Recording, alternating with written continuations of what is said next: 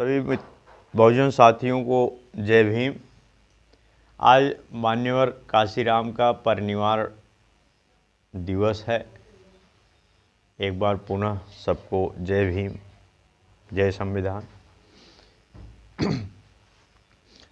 काशीराम साहब ने सरकार की सकारात्मक कार्रवाई की योजना के तहत पूना में विस्फोटक अनुसंधान और विकास प्रयोगशाला को ज्वाइन कर लिया था। यह उस समय था जब उन्होंने पहली बार जातिगत भेदभाव का अनुभव किया। उन्होंने ऑफिस में देखा कि जो कर्मचारी डॉक्टर अंबेडकर का जन्मदिन मनाने के लिए छुट्टी लेते थे उनके साथ ऑफिस में भेदभाव किया जाता था। वे इस जातिगत भेदभाव को ख़त्म करने के लिए 1964 में एक दलित सामाजिक कार्यकर्ता बन गए। उनके करीबी लोगों के अनुसार उन्होंने यह निर्णय डॉक्टर अंबेडकर की किताब एनिहिलेशन ऑफ कास्ट को पढ़कर लिया था। काशीराम को भीमराव अंबेडकर और उनके दर्शन ने काफ़ी प्रभावित किया था। काशीराम साहब ने शुरू से ही रिपब्लिकन पार्टी ऑफ इंडिया का समर्थन किया था, लेकिन राष्ट्रीय कांग्रेस के साथ जुड़े रहने के कारण उनका इस पार्टी से मोह भंग हो गया था। इसका कारण उन्होंने 1971 में Akhil Bharatiya SC ST OBC और अल्पसंख्यक कर्मचारी संघ की स्थापना की, जो कि बाद में चलकर 1978 में वामसेफ बन गया था। वामसेफ एक ऐसा संगठन था जिसका उद्देश्य अनुसूचित जातियों, अनुसूचित जनजातियों, अन्य वर्गों और अल्पसंख्यकों के शिक्षित सदस्यों को अंबेडकरवादी सिद्धांतों का समर्थन करने के लिए राजी करना था। वामसेफ ने तो एक राजनीतिक ना एक धार्मिक संस्था थी और ना ही एक राजनीतिक संस्था थी, और इसका अपने उद्देश्य के लिए आंदोलन करने का भी कोई उद्देश्य नहीं था। इस संगठन ने दलित समाज के उस संपन्न तबके को इकट्ठा करने का काम किया जो कि ज़्यादातर शहरी क्षेत्रों, छोटे शहरों में रहता था और सरकारी नौकरियों में काम करता था, तथा साथ ही अपने अछूते भाई बहनों से किसी तरह के संपर्क में नहीं रहता था। इसके बाद काशीराम साहब ने 1981 में एक सामाजिक संगठन बनाया जिसमें दलित शोषित संघर्ष समिति, जिसको आजकल DS4 के नाम से जाना जाता है, उन्होंने दलित वोट को इकट्ठा करने की अपनी कोशिश शुरू की और 1984 में उन्होंने बहुजन समाज पार्टी की स्थापना की। उन्होंने अपना पहला चुनाव 1984 में छत्तीसगढ़ की जांजगीर चांपा सीट से लड़ा था। BSP को उत्तर प्रदेश में सफलता मिली। शुरू में दलितों और अन्य पिछड़े वर्गों के विभाजन को पाटने के लिए संघर्ष किया, लेकिन बाद में मायावती के नेतृत्व में इस खाई को भी उन्होंने पाट दिया। सन 1982 में उन्होंने अपनी पुस्तक द चमचा युग लिखी, जिसमें उन्होंने जगजीवन राम और रामविलास पासवान, रामदास अठावले जैसे दलित नेताओं का वर्णन करने के लिए चमचा शब्द का इस्तेमाल किया था। उन्होंने तर्क दिया था कि दलितों को अन्य दलों के साथ काम करके अपनी विचारधारा से समझौता करने के बजाय अपने स्वयं समाज के विकास को बढ़ावा देने के लिए राजनीतिक रूप से काम करना चाहिए, ना कि स्वयं के निजी स्वार्थ के लिए। BSP के गठन के बाद कांशीराम ने कहा कि उनकी बहुजन समाज पार्टी पहला चुनाव हारने के लिए, दूसरा चुनाव नज़र में आने के लिए और तीसरा चुनाव जीतने के लिए लड़ेगी। 1988 में उन्होंने भावी प्रधानमंत्री PV नरसिम्हा राव BP सिंह के खिलाफ इलाहाबाद से चुनाव लड़ा और प्रभावशाली प्रदर्शन किया, लेकिन करीब 70,000 वोटों से चुनाव हार गए। वह 1989 में पूर्वी दिल्ली लोकसभा से चुनाव लड़े और चौथे स्थान पर रहे।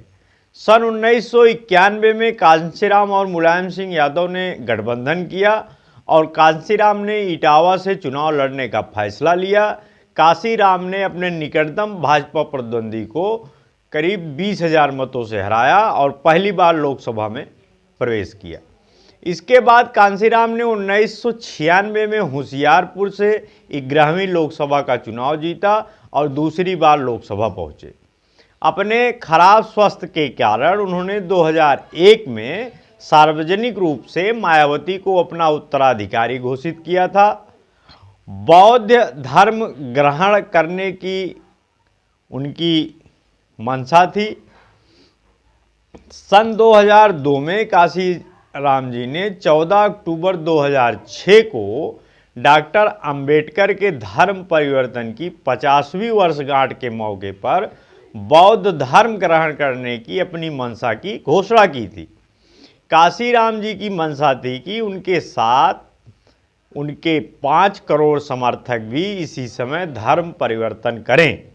उनकी धर्म परिवर्तन की इस योजना का सबसे महत्वपूर्ण हिस्सा यह था कि उनके समर्थकों को केवल अछूत ही शामिल नहीं थे, बल्कि विभिन्न जातियों के लोग भी शामिल थे, जो भारत में बौद्ध धर्म के समर्थन को व्यापक रूप में बढ़ा सकते थे। हालांकि 9 अक्टूबर 2006 को उनका निधन हो गया और उनका बौद्ध धर्म ग्रहण करने की मंशा जो है वो अधूरी रह गई। मायावती ने कहा कि उन्होंने और कांशीराम साहब ने तय किया था कि हम बौद्ध धर्म तभी ग्रहण करेंगे जब केंद्र में पूर्ण बहुमत की सरकार बनाएंगे। हम ऐसा इसलिए करना चाहते थे क्योंकि हम धर्म बदलकर देश में धार्मिक बदलाव तभी ला सकते थे जब हमारे हाथ में सत्ता हो और हमारे साथ करोड़ों लोग एक साथ धर्म बदलें। यदि हम बिना सत्ता पर कब्जा किए धर्म बदल लेंगे तो हमारे साथ कोई खड़ा नहीं होगा और केवल हम दोनों का ही धर्म बदलेगा, हमारे लोगों का नहीं। इससे समाज में किसी तरह के धार्मिक क्रांति की लहर नहीं उठ पाएगी। सन 1982 में कांशीराम ने द चमचा युग नामक पुस्तक लिखी, जिसमें उन्होंने दलित नेताओं के लिए चमचा शब्द का इस्तेमाल किया था। उन्होंने कहा था कि दलित लीडर केवल अपने निजी फायदे के लिए भारतीय जनता पार्टी और कांग्रेस जैसे दलों के साथ मिलकर राजनीति करते हैं। उनकी पुस्तक बर्थ ऑफ वामसेफ भी प्रकाशित हुई। उनकी जीवनी कांशीराम दलितों के नेता बद्री नारायण तिवारी द्वारा लिखी गई थी। कांशीराम के भाषणों को एक किताब के रूप में अनुज कुमार द्वारा संकलित किया गया है। इसका नाम है बहुजन नायक। कांशीराम के अविस्मरणीय भाषण, इनके अलावा कांशीराम साहब के लेखन और भाषण को एस गौतम ने संकलित किया था, जबकि कांशीराम द्वारा लिखे गए संपादकीय बहुजन समाज पब्लिकेशन ने 1997 में इसको प्रकाशित किया था। अंत में कहा जा सकता है कि भारत में अंबेडकर बाद अगर जिंदा है तो इसका पूरा श्रेय सिर्फ कांशीराम को ही जाता है। उन्होंने डॉक्टर अंबेडकर की मृत्यु की बहुजन आंदोलन में पैदा हुए शून्य को खत्म करके बहुजन आंदोलन को फिर से जीवित किया था। तो आज मान्यवर स्वर्गीय कांशीराम जी का परिनिर्वाण दिवस भी है। और एक बात मैं थोड़ी सी भूल गया, गलती के लिए क्षमा चाहता हूँ कि भारत सरकार के खाद्य एवं रसद मंत्री, केंद्रीय मंत्री रहे रामविलास पासवान जी का कल आकस्मिक निधन हो गया। मैं अपने बहुजन साथियों की तरफ से, अपनी तरफ से, अपने चैनल की तरफ से उनको श्रद्धांजलि अर्पित करता हूं और नमन करता हूं। देश ने एक दलित नेता को खोया है, बिहार की राजनीति के मुखर नेता थे। तो जय कांशीराम, जय रामविलास पासवान, जय भीम, जय भारत, जय संविधान। नमस्कार।